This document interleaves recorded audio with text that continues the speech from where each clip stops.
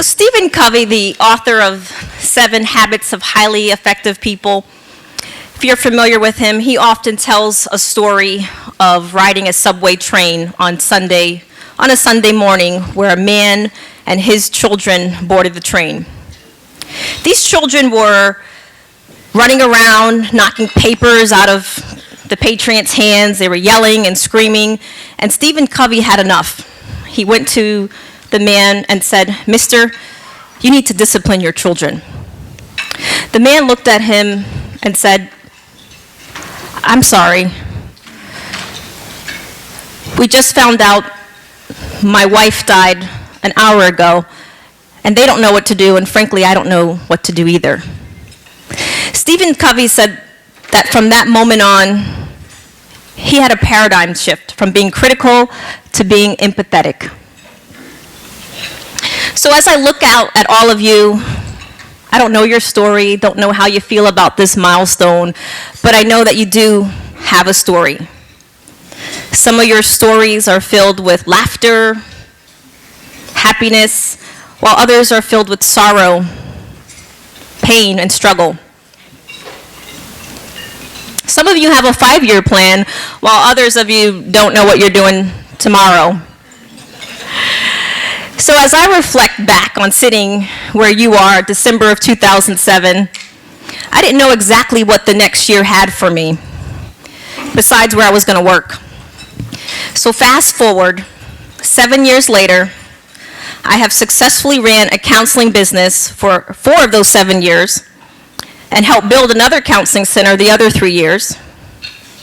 I've worked with countless families, individuals, couples, received several certifications, had over 150 media interviews on local news, national news, talk shows,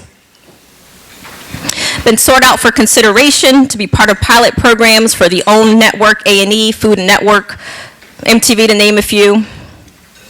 If you would have told me while I was sitting in your seat that all of those things would have occurred, I would have thought you were crazy. But I'm not going to talk about all of my accomplishments and what I've done since graduation, or even tell you some of the Christian catchphrases that you've probably chanted or know yourself: let go and let God, and all in God's timing. You all know that.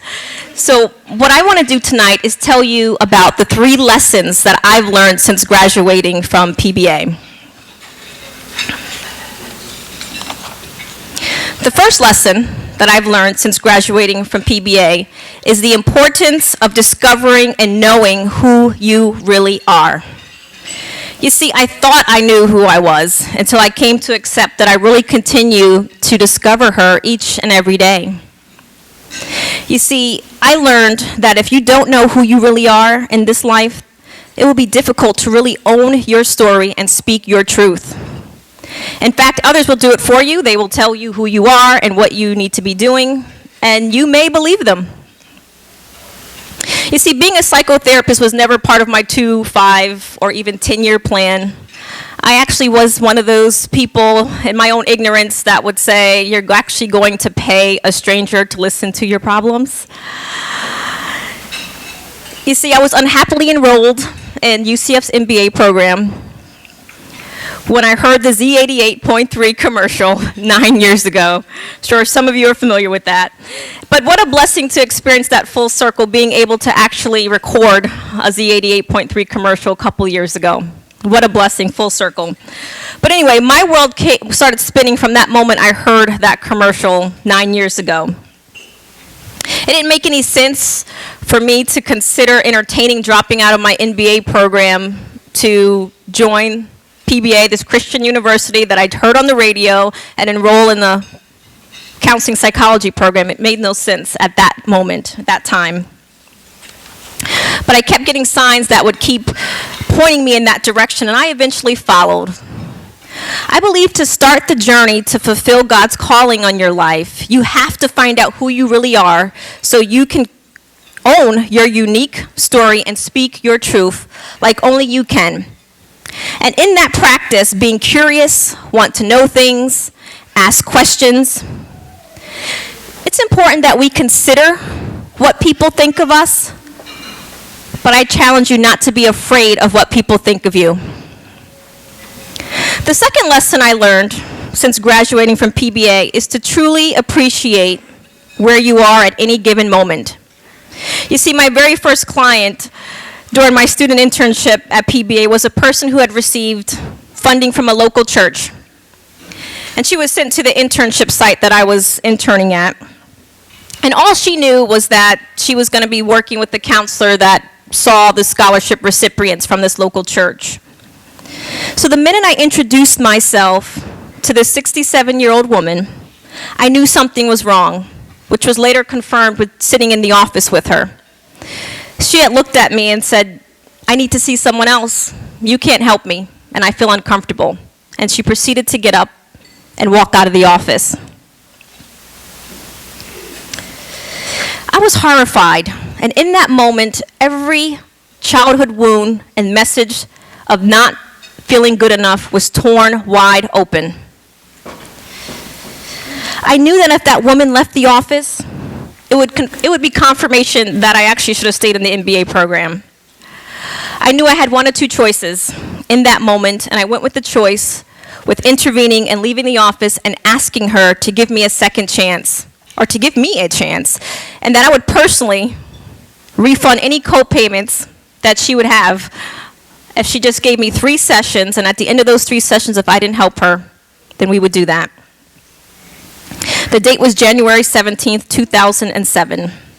And Sally, we'll call her, ended up working with me to the end of that internship of December 2007, where she actually cried and was really sad that my internship had ended. But in that moment of those statements that she said to me and getting up and leaving the office, I just thought I was going to die. You see, I'll never forget that moment with Sally.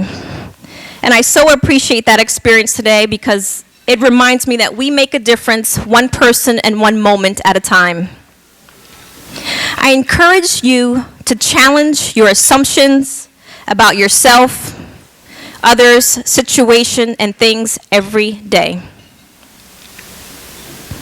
My third lesson I learned along the way is to know when you need help and support, and don't be afraid to ask for it.